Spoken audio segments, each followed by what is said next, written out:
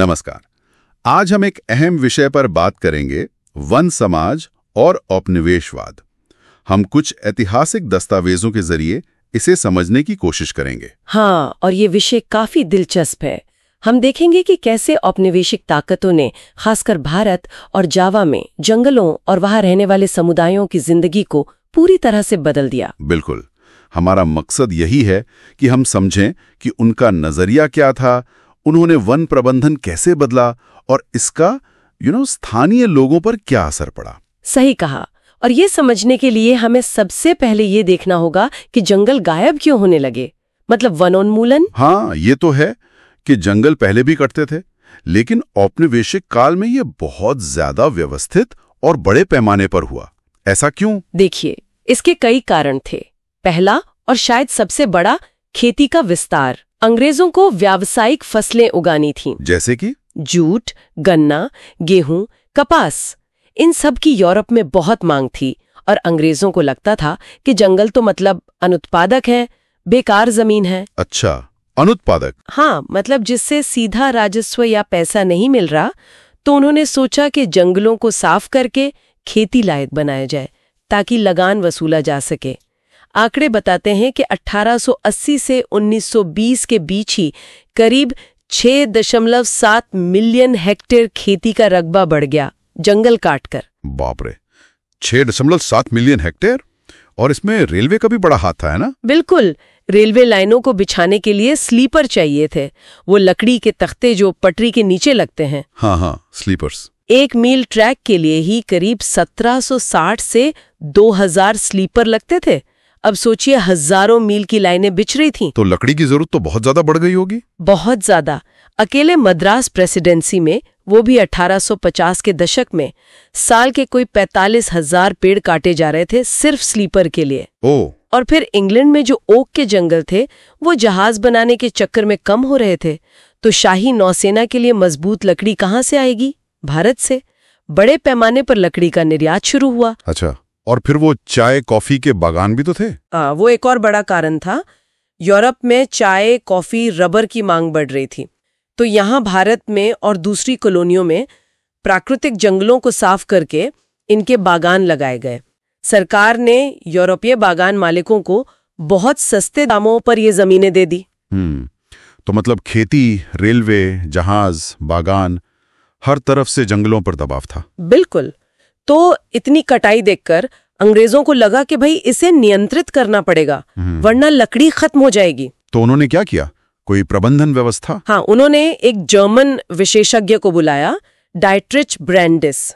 उन्हें भारत का पहला इंस्पेक्टर जनरल ऑफ फॉरेस्ट बनाया गया। Dietrich Brandeis? जी, ब्रैंडिस ने ही वैज्ञानिक वानिकी यानी साइंटिफिक फॉरेस्ट्री की नींव रखी। 1864 में भारतीय वन सेवा बनी और फिर 1865 में पहला भारतीय वन अधिनियम आया। ये वैज्ञानिक वानिकी सुनने में तो बड़ा अच्छा शब्द लगता है। क्या ये वाकई वैज्ञानिक थी? देखिए, इसे कहा तो वैज्ञानिक गया, लेकिन इसका असल मकसद वैज्ञानिक कम व्यावसायिक ज्यादा था। इसमें क्या हुआ कि जो प्राकृतिक जंगल थे, जहां तरह तरह के पेड़ होते थे, उन्हें काटकर उनकी जगह सीधी कतारों में एक ही किस्म के पेड़ लगाए गए, जैसे सागौन या साल। क्यों? क्योंकि ये लकड़ी जहाजों और रेलवे के लिए बहुत कीमती थी। तो मतलब विविधता खत्म करके बिल्कुल सिर्फ काम की लकड़ी उगाओ। बिल्कुल। और इसी एक्ट के तहत जंगलों को श्रेणियों में बांटा गया: आरक्षित, रिजर्व्ड और संरक्षित, प्रोटेक्टेड और ग्रामीण वन।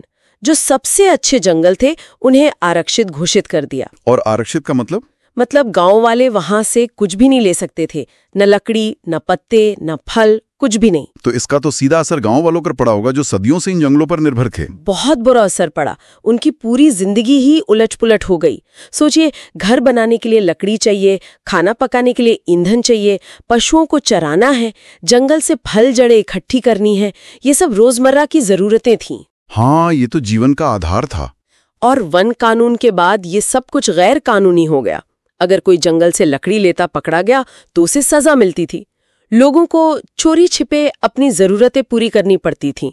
और फिर पकड़े जाने का डर, वन रक्षकों की मनमानी, वो सब अलग। और वो जो झूम खेती होती थी उसका क्या हुआ? झूम खेती या जिसे शिफ्टिंग कल्टीवेशन कहते हैं, उस पर भी रोक लगा दी गई। क्यों? यूरोपीय वनपालों को लगता था कि ये तरीका हानिकारक है। एक तो इससे आग फैलने का खतरा रहता है, दूसरे जिस जमीन पर रेलवे के लिए कीमती पेड़ उगाने हैं उसे किसान जला देते हैं, तो उन्होंने इसे बंद करवा दिया। इसका मतलब कई आदिवासी समुदायों को अपनी पारंपरिक खेती छोड़नी पड़ी होगी। बिल्कुल, कई समुदाय विस्थापित हुए, उनकी आजीविका छिन गई और शिकार के नियम भी बदल दिए गए। शिकार के नियम? हाँ, जो स्थानीय लोग पारंपरिक रूप से छोटे मोटे शिकार करते थे अपनी जरूरत के लिए, उस पर रोक लगा दी गई। लेकिन बड़े जानवरों का शिकार वो अंग्रेजों और भारतीय राजा महाराजाओं के लिए एक खेल, एक शौक बन गया। अच्छा, मतलब बाघ, तेंदुए, इनका शिकार? हाँ, इसे वो सभ्यता का प्रतीक मानते थे और इनाम भी रखे गए थे खतरनाक जानवरों को मारने पर। नतीजा ये हुआ कि 1875 से 1925 के बीच सिर्फ 50 सालों में 80,000 से ज्यादा बाघ, 1.5 लाख तेंदुए और 2 लाख से ज्यादा भेड़िए मार दिए गए। हे भगवान, ये तो बहुत भयानक आंकड़े हैं। बिल्कुल, और ये सब खेल और सभ्यता के नाम पर हुआ।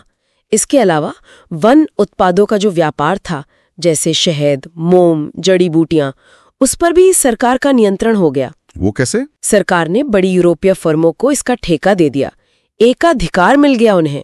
जो छोटे व्यापारी या घुमंतू समुदाय ये काम करते थे, जैसे मद्रास प्रेसिडेंसी के कोरवा, कराचा, यरुकुला समुदाय, उनकी तो रोजी रोटी ही छिन गए। और कुछ समुदायों को तो आपराधिक जनजाति भी घोषित कर दिया गया था, है ना? हाँ, ये बहुत दुखद था।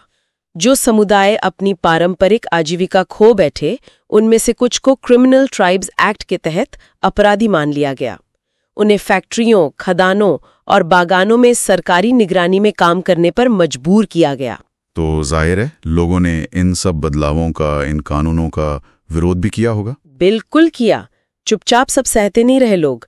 भारत में और दुनिया के दूसरे हिस्सों में भी विद्रोह हुए। भारत में एक बड़ा उदाहरण है 1910 का बस्तर का विद्रोह। बस्तर यानी आज का छत्तीसगढ़? हाँ, वहां भी कारण वही थे, जंगलों का आरक्षण, सरकार का मुफ्त में मजदूरी यानी बेगार करवाना और बढ़ते हुए लगान और अकाल। गुंडाधुर जैसे स्थानीय नेताओं ने लोगों को इकट्ठा किया और फिर विद्रोह हुआ। बाजार लूटे गए, अफसरों के घर जलाए गए। अंग्रेजों ने सेना भेजकर बहुत बेरहमी से विद्रोह को दबाया, लेकिन इसका एक असर ये हुआ कि उन्हें वन आरक्षण के काम को कुछ समय के लिए रोकना पड़ा और आरक्षित किए जाने वाले क्षेत्र को भी लगभग आधा करना पड़ा। तो विरोध का कुछ असर तो हुआ। क्या ऐसी ही स्थिति इंडोनेशिया के जावा में भी थी? वहां डच शासन था। हाँ, जावा में भी कहानी काफी मिलती जुलती है। डच शासकों ने भी भारत की तरह ही वन कानून लागू किए। उन्हें खास तौर पर सागौन की लकड़ी चाहिए थी जहाज बनाने के लिए।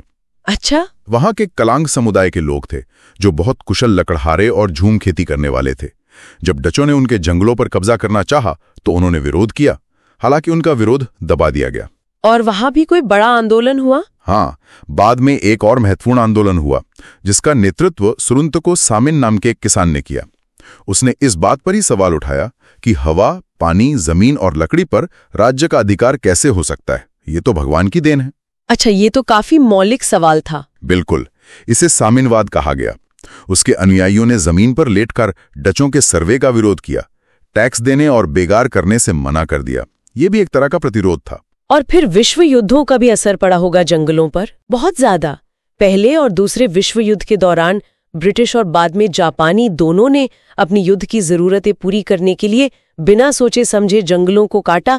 जावा में तो डचों ने जब जापानी कब्जे से पहले पीछे हटे तो उन्होंने स्कॉच्ड अर्थ नीति अपनाई। स्कॉच्ड अर्थ मतलब दुश्मन के हाथ कुछ न लगे, इसके लिए उन्होंने खुद ही आरा मशीनों को और सागौन के विशाल लट्ठों के ढेरों को जला दिया। तो युद्ध की कीमत भी जंगलों ने चुकाई। क्या पिछले कुछ दशकों में आजादी के बाद कुछ बदलाव आया है सोच में? हाँ, कुछ बदलाव जरूर आया है। 1980 के दशक के बाद से एशिया और अफ्रीका की सरकारों को ये समझ आने लगा कि समुदायों को जंगलों से दूर रखने की नीति से टकराव ही बढ़ता है।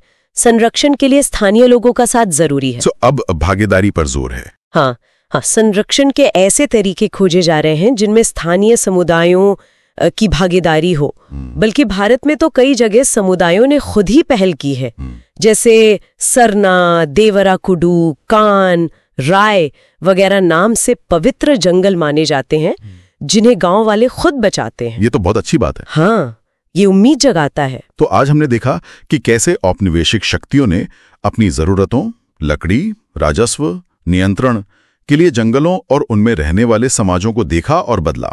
इसका नतीजा हुआ स्थानीय समुदायों के अधिकारों का हनन और पर्यावरण पर गहरा असर। बिल्कुल। और ये जो संघर्ष है, विकास की जरूरतें, औद्योगिक जरूरतें बनाम स्थानीय समुदायों के अधिकार और पर्यावरण का संरक्षण, ये लड़ाई आज भी अलग अलग रूपों में हमारे सामने खड़ी है। सही कहा। और यहीं हम अपने श्रोताओं के लिए एक सवाल छोड़ जाते हैं। इतिहास की ये जो घटनाएं हैं, क्या वो हमें आज की वन नीतियों और विकास के मॉडल के बारे में कुछ सोचने को मजबूर करती हैं? कैसे हम विकास, संरक्षण और स्थानीय लोगों की जरूरतों के बीच एक बेहतर संतुलन बना सकते हैं? सोचिएगा जरूर।